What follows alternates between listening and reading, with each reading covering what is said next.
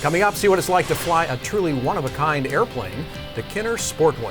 Find out where we're heading for the 2020 AOPA Fly-Ins. And some pilot gear you might want to add to your Christmas list. AOPA Live This Week begins in just a moment. There are many important things to consider before purchasing an aircraft. Let the experts at Aerospace Reports help guide you through the process. We combine expert knowledge with our long-standing commitment to personalized customer service to perfect your transaction. Learn more at aerospacereports.com.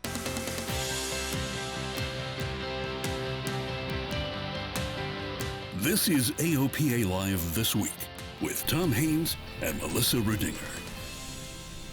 As we enter the dark days of winter, we can now look forward to warmer fly-in season. The locations and dates are in for the 2020 AOPA Fly-Ins. I'm Warren Morningstar, sitting in for Melissa Rudinger. We'll kick off the fly-ins with a visit to Texas Hill Country, May 29th to the 30th in San Marcos. A few weeks later, June 19th to 20th, we'll head northwest to scenic Casper, Wyoming. And then we'll cap off the year on the East Coast with a beautiful fall fly-in to Rochester, New York, September 11th and 12th.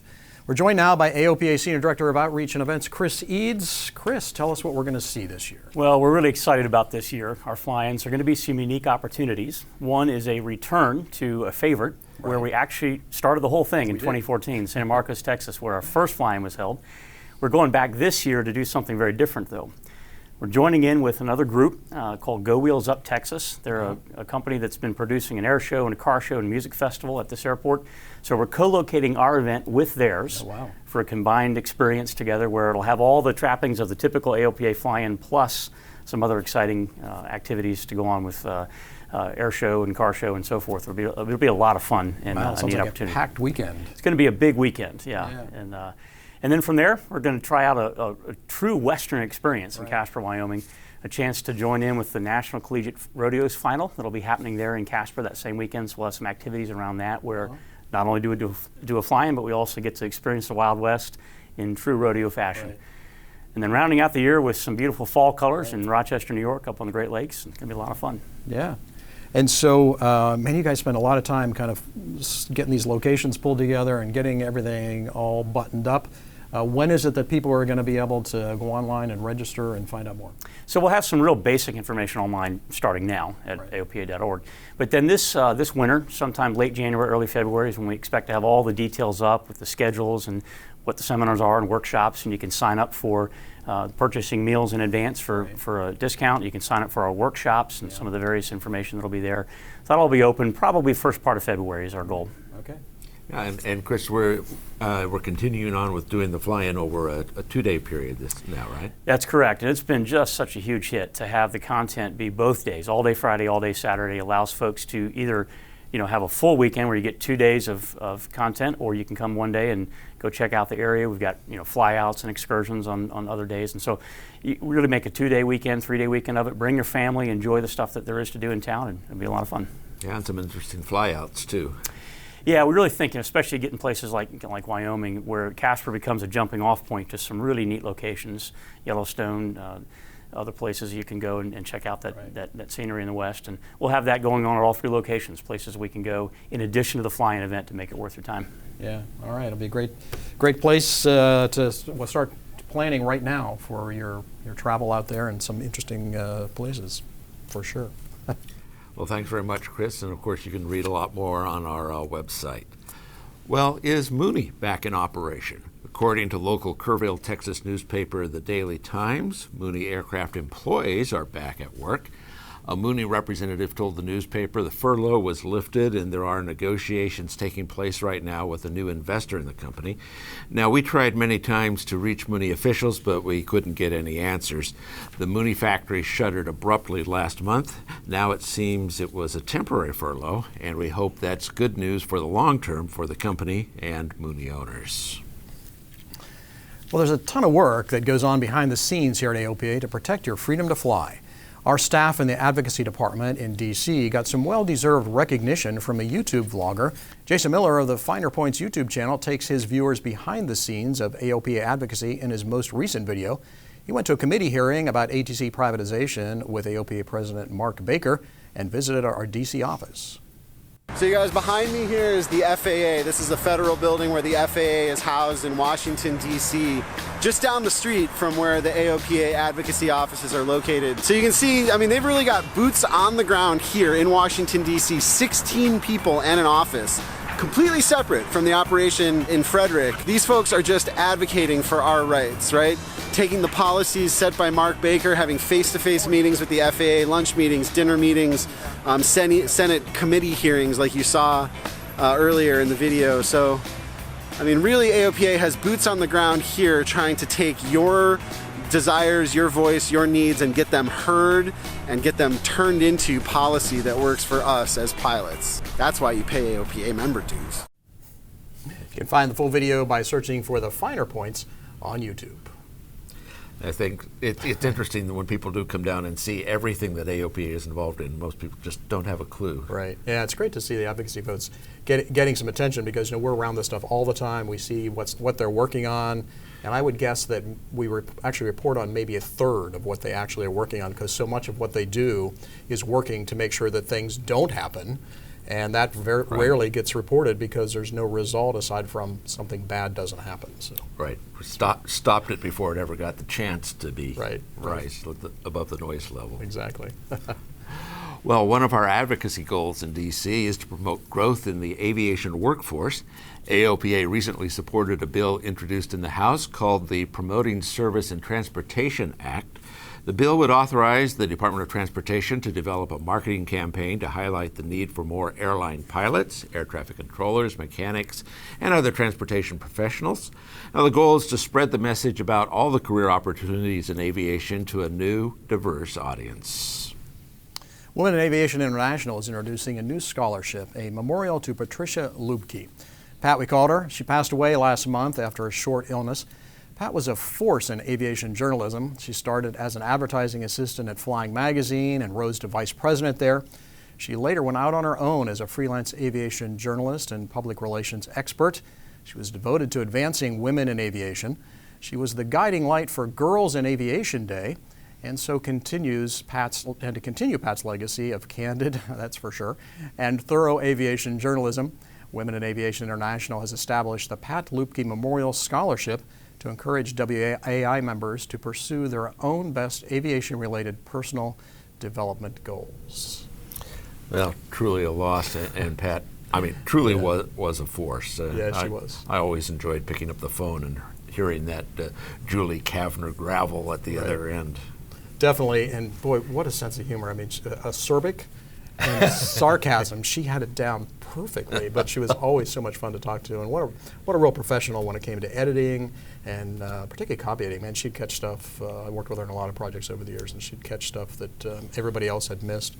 And anyhow, we'll miss her both in the aviation journalism world, but as a person. As a personal friend too. Good friend, yeah, absolutely.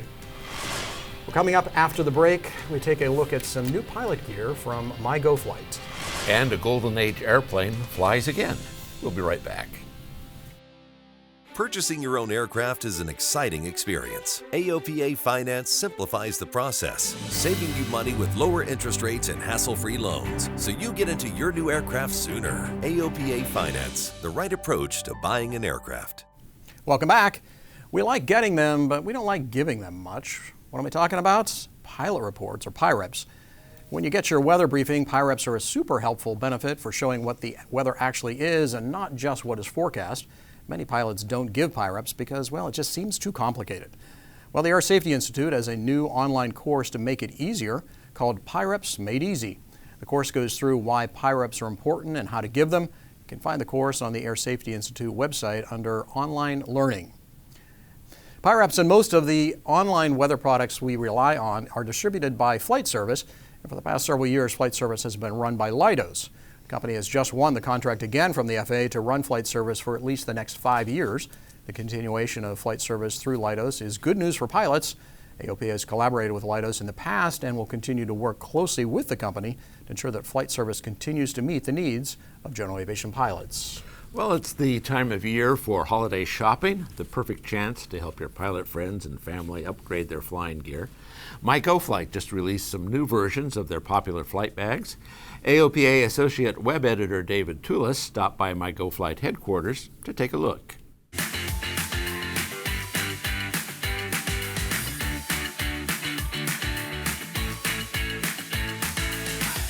If you're on the go and you're going to do some traveling, visit your relatives, things like that, whether you're on general aviation or commercial aviation, it's a pretty versatile piece of gear with a handle and wheels.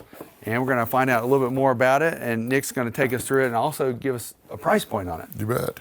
So this is the 2020 Plc Traveller. As you can see, it is our latest two-wheeled product. It also we've adopted the more military-grade nylon. Right nice now. Action on that. Show us the big inside pocket. Big inside pocket. Now you can see all your equipment here.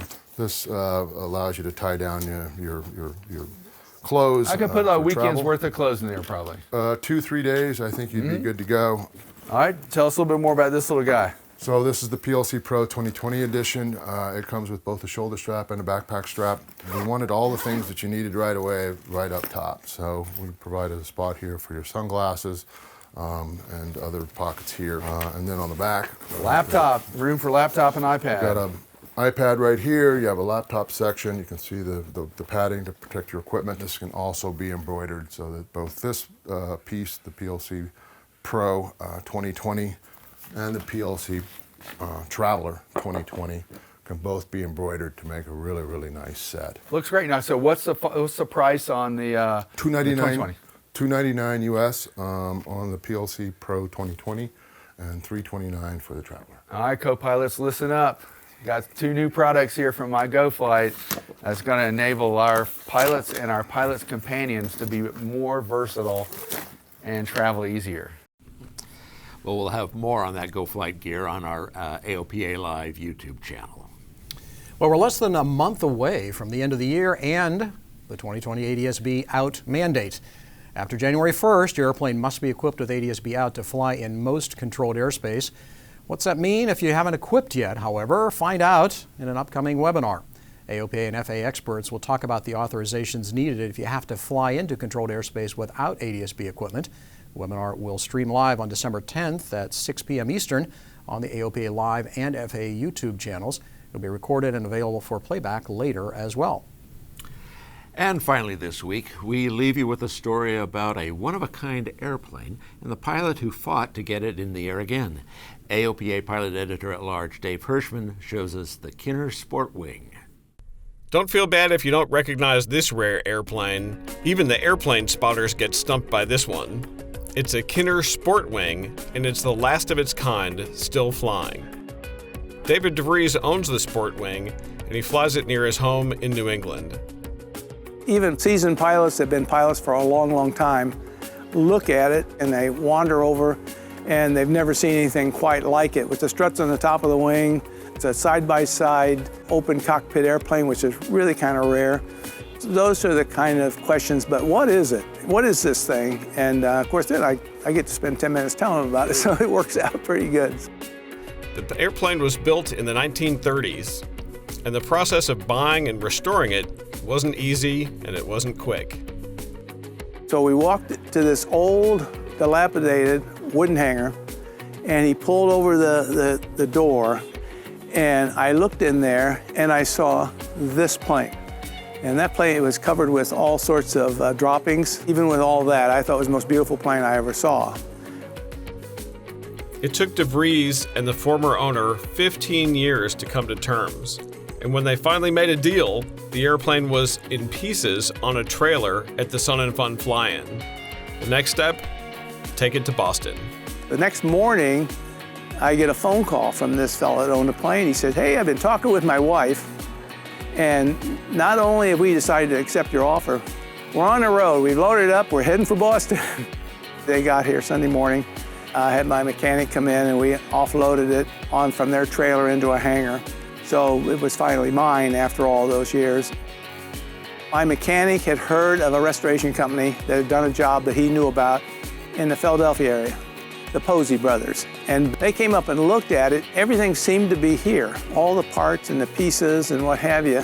They kind of got excited about doing it, and it took them about 15 months. The engine was sent off to Antique Aero Engines in Santa Paula. Brad Ball is his name. He was a great guy to work with. When I got the plane, knowing there weren't many Kinners out there, I went through the FAA registry and found all the Kinner airplanes, not just the Sportwing, but the Kinner airplanes that were still flying. And I found that I think it was 7 or 8 that were still registered. And I sent a little form letter to all of those people asking if it was in a museum, is it ever going to fly again, is it a wreck, or is it dead, or what's your status? And I heard from all of them, none of them were flying. From that, I've deduced maybe not only the only Sportwing flying, but it may be the only Kinner airplane flying. The Kinner's 5-cylinder radial engine can be started by hand. It cruises about 100 miles an hour, and it's stable and graceful in the air. The red leather interior was stitched by hand, and many of the instruments are true to its time period. Look for the Sportwing at its home in Lawrence, Massachusetts, and at aviation events throughout the New England area. If you recognize it, you'll be one of the very few who knows what it is. Dave Hirschman, AOPA Live. And you can read more about the Sportwing in the upcoming January issue of AOPA Pilot Magazine. Oh, boy, that is a beautiful airplane. Oh my gosh, that's spectacular. And he would have stumped me. I would not have known what that was. No, I wouldn't have any idea. I like the spats on it. Yeah, that looks very 1930-ish, doesn't it? And that engine is beautiful when it was opened up like that. Oh my yeah, gosh. those gears, Yeah, wonderful. Incredible. Wow. That's it for this week. Thanks for giving us some of your time. And do us a favor, if you're watching on YouTube, hit those like buttons and please comment. And you can also tell us what you think at the email address there on your screen. And we'll see you back here next Thursday.